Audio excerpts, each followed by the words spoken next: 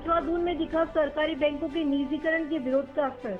United forum of bank union के banner तले पछवादून में सभी बैंक कर्मचारियों ने बैंक शाखाओं को बंद रखकर विरोध प्रदर्शित किया। इस दौरान उपभोक्ताओं को भी खासी दिक्कतें झेलनी पड़ी व 2 दिन बैंक अवकाश होने के कारण जब उपभोक्ता बैंक में पहुंचे तो हड़बड़ाहट की वजह से मायूस होना पड़ा। बैंक कर्मचारियों का कहना है कि बैंकों का निजीकरण जनहित में नहीं है।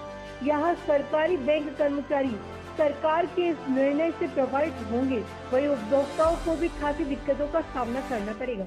नवभारत समाचार विकास नगर से मनीष चौहान। वित्त मंत्री मुर्दाबाद, मोदी सरकार मुर्दाबाद, मोदी सरकार मुर्दाबाद। नाम आपका? सुरेश चौहान सर। जी सुरेश जी, बताइए कोई दिक्कत है आपको आज? सर दिक्कत इस चीज़ की है कि शनिवार और इतवार की पहले छुट्टी थी और सोमवार को मैं बैंक गया तो उस समय भी क्या नाम के बैंक बंद पड़े हुए थे और मेरे को पता इतनी ज़रूरत थी पैसों की, अब मैं कहाँ से ये व्यवस्था। बैंकों में जो आज हड़ताल बैंक अधिकारियों और कर्मचारियों के द्वारा की जा रही है, उसका कारण सरकार की बैंक विरोधी नीतियां हैं।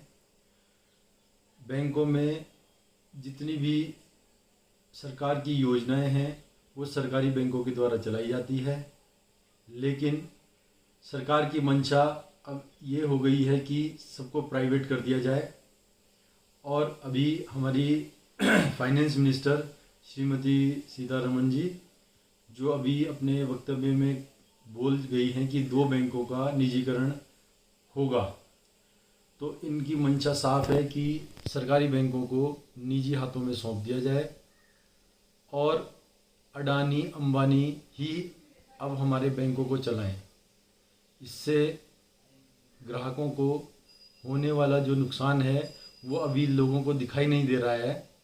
अभी लोगों का सिर्फ एक ही चीज़ लग रही है लोगों को कि बैंक जो हड़ताल कर रहे हैं वो अपनी तनख्वाह बढ़ाने के लिए, अपनी सुविधाएं बढ़ाने के लिए कर रही है। लेकिन हम एक बात बड़ी साफ कर देते हैं कि बैंकों की जो हड़ताल हो रही है वो बैंकों के कर्मचारी या अधिकारियों के लिए नहीं, आम पब्लिक के लिए है। जहां आम पब्लिक बेखौफ होके बैंक शाखाओं में, सरकारी बैंक शाखाओं में घुसती थी और अपना काम बड़े ही इत्मीनान से करवाती थी। जनधन खाते इतने सारे खोले गए लॉकडाउन में, जो लोग बेरोजगार हो गए थे, जिनकी जॉब छूट गई थी, उनको सरकारी बैंकों ने बहुत ही ज़्यादा सपोर्ट किया है। आज हमारी 70,000 से ज़्यादा ब्रांचें ग्रामीण क्षेत्रों में भी है, लेकिन अगर प्राइवेट बैंकों के देखा जाए तो 2,000 शाखाएं भी हमारे बैंकों में, हमारी प्राइवेट बैंकों की शाखाएं उधर क्षेत्रों में नहीं है।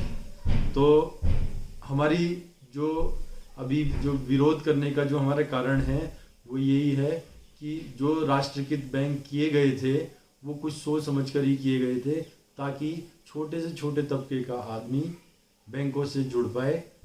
अगर यही बैंकों के अलावा बहुत सी संस्थाएं भी प्राइवेट करने का जो सरकार ने बीड़ा उठाया है और बिल्कुल बर्बाद करके रख दिया है, हर चीज़ को प्राइवेट कर दिया जाएगा, प्राइवेट हाथों में दे दिया जाएगा, तो आने वाला भविष्य इस देश के लिए बहुत ही घातक सिद्ध होगा।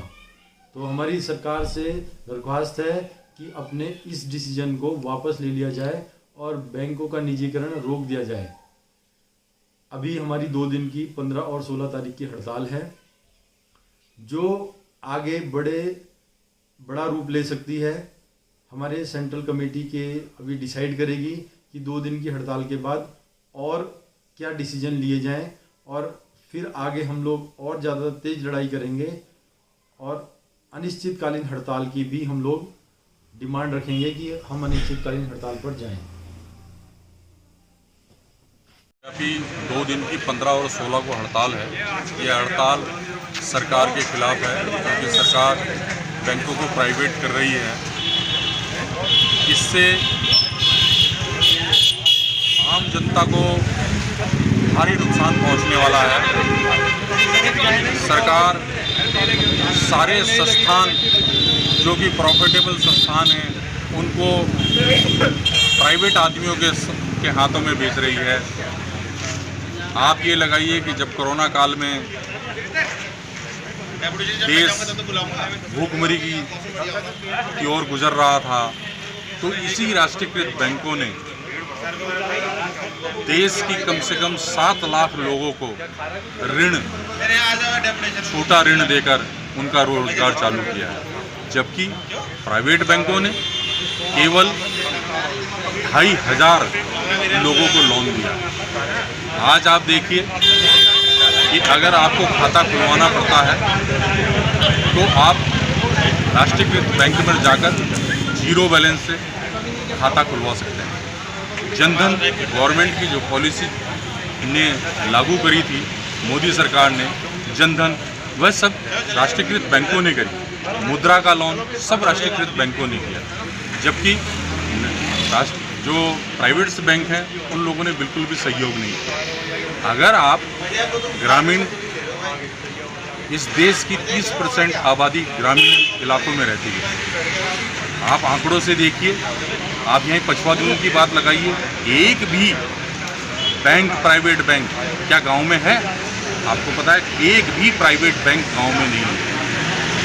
ऑल ओवर इंडिया में कम से कम 70,000 शाखाएं ग्रामीण शाखाओं में, ग्रामीण इलाकों में, लेकिन प्राइवेट बैंक की केवल मात्र, आपको सुन के ताजुब होगा, ऑल ओवर इंडिया में केवल 2700 ब्रांचेज इनकी है, और वो भी गांव, वो जो हाईटेक गांव है।